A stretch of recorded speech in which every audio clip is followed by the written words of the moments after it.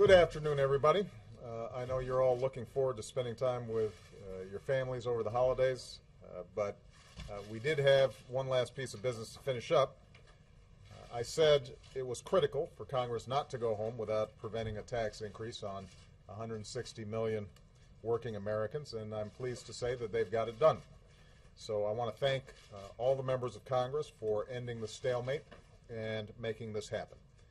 Because of this agreement, every working American will keep their tax cut, about $1,000 for a typical family, and that translates into an extra $40 or so in every paycheck. Vital unemployment insurance will continue for millions of Americans who are looking for work.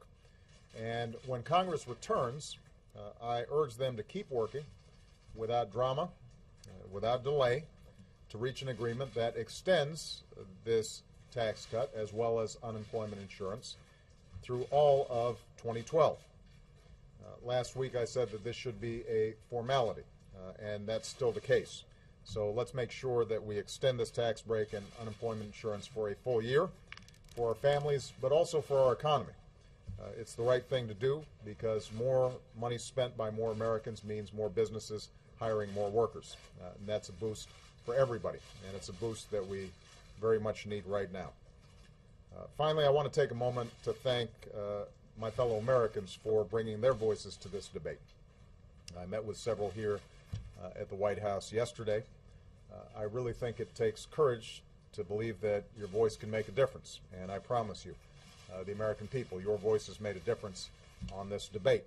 Whether you tweeted or called or wrote, you reminded people in this town what this debate and what all of our debates should be about. It's about you.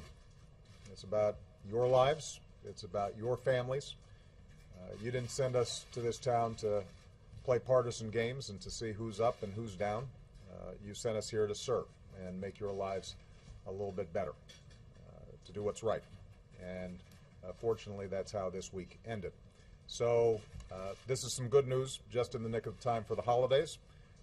I do want to be clear, though, we have a lot more work to do. This continues to be a make or break moment for the middle class in this country, and we're going to have to roll up our sleeves together, Democrats and Republicans, to make sure that the economy is growing and to make sure that more jobs are created. We've got an economy that is showing some positive signs. We've seen many consecutive months of private sector job growth, but it's not happening as fast as it needs to. And that means that we've got to redouble our efforts working together. It also means that we've got to make sure we're rebuilding an economy where if you work hard, that work will be rewarded. The kind of economy where everyone's doing their fair share and everybody plays by the same set of rules. Everybody has a fair chance, and everybody's acting responsibly, including those of us here in Washington. So there are going to be some important debates next year, some tough fights, I'm sure, in the years to come. But that's the kind of country that I'm fighting for, one where everybody has a fair chance and everybody is doing their fair share. That's the kind of country that I think the American people deserve and the kind of country that American people want. So I want to wish everybody a Merry Christmas, happy holidays, a Happy New Year to you and your families, and that includes everybody here in the press corps. I know you guys have been working hard, and your families will be happy to spend a little more time with you over the next few days. I also want to make sure to send the warmest holiday wishes to all the men and women in uniform who are serving overseas right now and may not have a chance to see their families during this holiday season. We are grateful for everything that you do. All right? Thank you, guys. Aloha. Are you concerned about Alaska? Mr. President, Happy New Year, sir.